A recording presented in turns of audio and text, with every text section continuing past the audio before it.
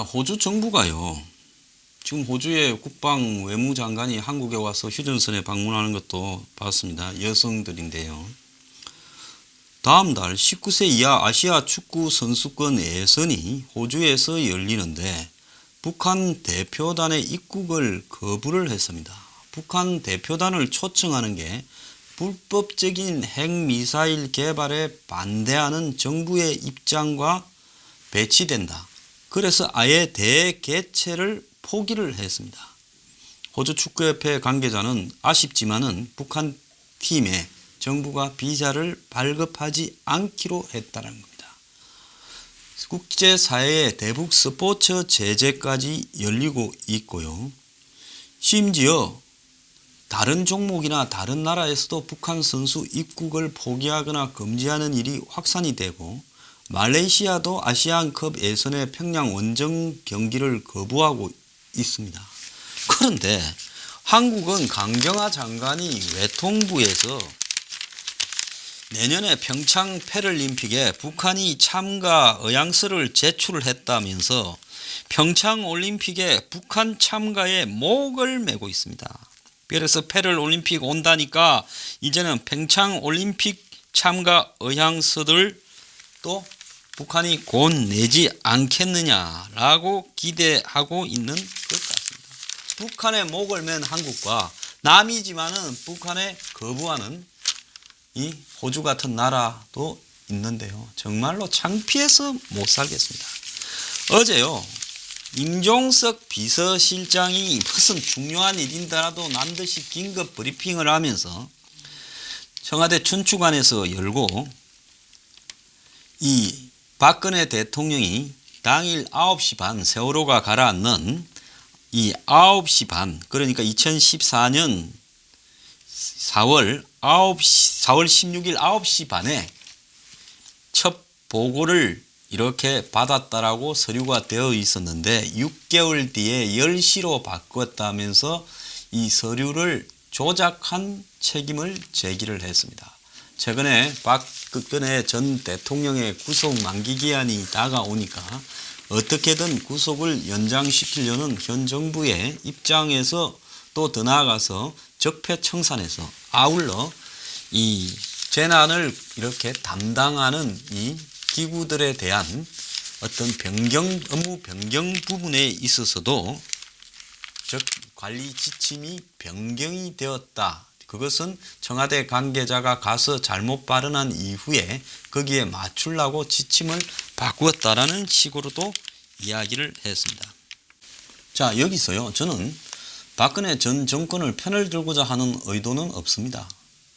실제로 이렇게 했다면요. 박 정권에서 역시 비서실장급이 나와야 될 거고 세월호 이후에 4명이 비서실장인데 그중에 한 명인 김기춘 전 실장은 구속되어 있기 때문에 나머지 3명이라도 나서서 아니면 아니다라고 정부가 조작했으면 조작했다라고 맞으면 맞다 잘못했다라고 말을 하기를 바랍니다.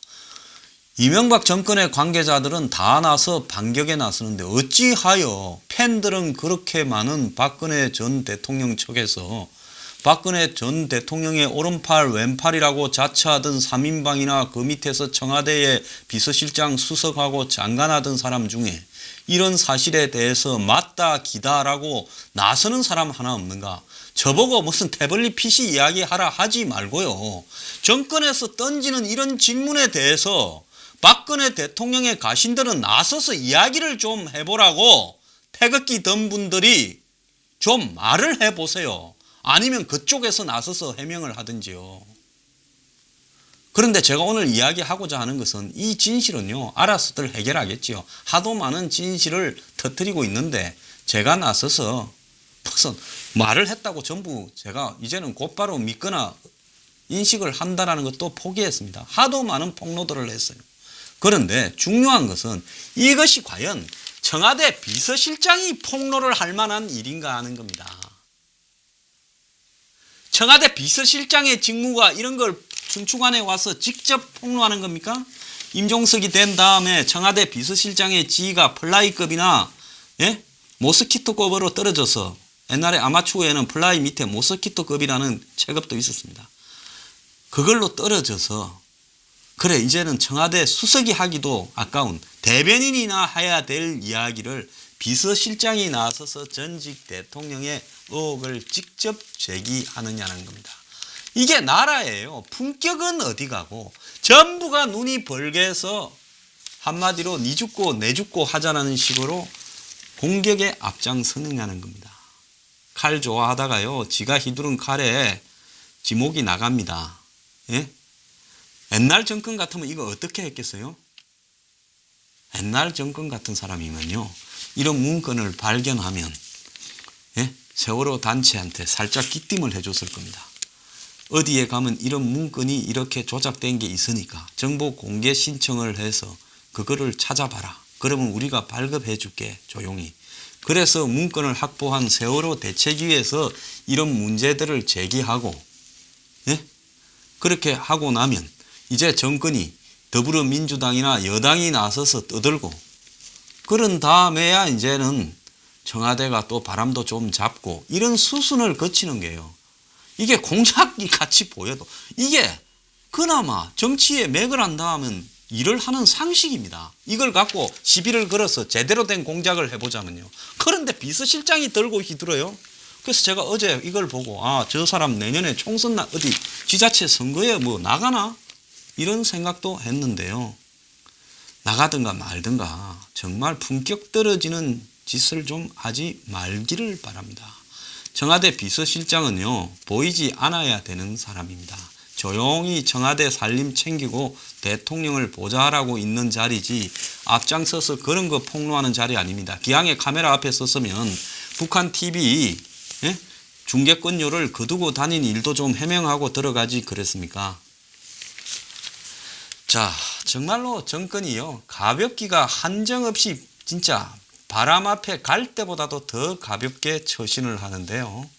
자, 이런 가벼운 처신에 끝을 보이는 사람이 또 하나 있습니다. 강경화 외교부 장관, 제가 역관 출신이다라고 많이 했는데 국회에서요. 야당 의원도 아니고 여당 의원이 더불어민주당의 이수혁 의원이 뭐라고 했는가 하면 전술핵과 전략핵이 어떻게 다른지 설명을 해달라고 질의를 했습니다. 이분도 뭔 생각으로 그 자살골을 넣는지 모르겠어요. 훌륭한 분입니다. 그러니까 강경화 장관이 뭐라고 답을 했는가 하면 전술핵은 당장의 전시 상황에서 사용하는 무기고 전략핵은 장기적인 억지력 차원에서 거리라든가 운영면에서 전략적 의미가 있는 것 같다라고 이야기를 했습니다. 그러니까 외교관 출신인 이수혁 의원이 정리가 잘 안 되는 것 같다라고 수습을 하자 강경화가 네 정리가 잘이라고 멋쩍은 듯이 웃었다는 겁니다. 전략핵은 미국의 미니트맨 3 같은 이 ICBM에 달아가지고 그 다음에 또 SLBM에도 달아가지고 이 한 방에 적어도 하나의 도시를 통째로 날려버릴 수 있는 한마디로 최종적인 핵전쟁에 대비한 대규모 살상력을 가진 무기고요. 그 다음에 전술핵은 파괴력이 상당히 작고 꼭 ICBM이나 SLBM이 아니더라도 뭐 스커드라든지 일반 미사일에도 달아서 쏠 수도 있고 지뢰로도 쓸 수도 있고 핵지뢰로 더 나아가서 또 핵 가방에 넣어서 터뜨릴 수도 있고 한 다양한 형태를 가진 살상 범위가 좁은 한마디로 이 지역 전장에서 쓰는 무기다라고 봐야 되고 이 핀포인트로 특정한 부분을 날려버릴 때 쓰는 핵무기다라고 이렇게 해석을 해야 되는 겁니다. 또 강 장관은 한미 공조를 설명하면서 어제 있었던 비완비 폭격기의 비행에 한국의 F-35가 같이 했다라고 했습니다. 한국에는 F-35를 40대 4호기로 미국과 계약을 맺었지 이게 한국에 들어올라면 한 2, 3년 있어야 될 건데 없습니다. 한국에는. 그런데 F-15K, 즉 F-15를 이 보잉사의 F-15를 한국에서 조립한 F-15K가 있는데 이것을 갖다가 장관이 이해를 못하고 있다는 겁니다. 자, 이러다 보니까 어제 국회에서 대통령 특보 문정인이라는 사람이 말을 함부로 하고 다니는데 방치되고 있어서 국민이 불안해한다. 이러면서 문 특보를 망난이라고 하고 강 장관을 꾸어다 놓은 보릿자루라고 하는 것은 언어폭력이라고 추미애 민주당 대표까지 나가서 옹호를 해 주었습니다. 자, 그런데요, 강 장관 아무리 지금 이 전문적인 외교관 출신이 아니고 낙하산 타고 내려온 사람이라고 하더라도 이거는 그냥 상식적으로 인식을 해야 될 지식에 불과한 사안에 대해서 전혀 이해를 하지 못하고 행사 가서 맨날 하얀 머리카락을 날리면서 웃고 앉았고, 지난번에 베를린 가서는 메르켈 앞에서 문 대통령 무슨 지지율인가 뭔가에 대해서는 곧바로 그냥 잘 대답을 하더니만 어떻게 자기가 외워야 될 기본적인 상황에 대해서는 이렇게 모르는 겁니까? 이거는요, 장관의 자세가 안 돼 있는 거고 지적인 능력이 모자라는 거다라고도 볼 수 있습니다. 지금 장관 된 지가 이제 몇 달이 지났는데 어찌하여 이 모양입니까? 여기에 더 가관인 거는 산업부 장관이 인터뷰 동영상을 올려서 반원전 측에 이 단골 원전 반대 주장을 홍보하고 있다는 겁니다. 그리고 환경부 홈피도 원전 폄하 뉴스로 가득 차가 있다. 그래서 국감에서 야당 의원들이 어찌하여 아직 결정되지도 않은 탈원전 문제를 장관들이 나서서 홍보하고 다니는 것이 공론화 과정이냐라고 이야기를 했습니다. 지금 문 대통령요, 다른 거 생각하지 말고요, 밑에 있는 사람들부터 수습하지 못하면 언젠가는 이 지지율이요 금방 팍 꺼져버릴 겁니다. 지금요, 문 대통령의 지지율이 뭐 추석 지나고 뭐 또 한 2, 3% 올라서 68%다 어쩌다 하지만은 부정적인 지지율 또한요, 박근혜 대통령이 현 집권하고 현 시점쯤 왔을 때 박근혜 대통령에 부정한다라는 것보다 문 대통령에 부정한다라는 이야기가 조금 더 높은 걸로 알고 있습니다. 지금 물으면 긍정 부정밖에 없지 중간에 모르겠다나 이런 게 거의 없어요.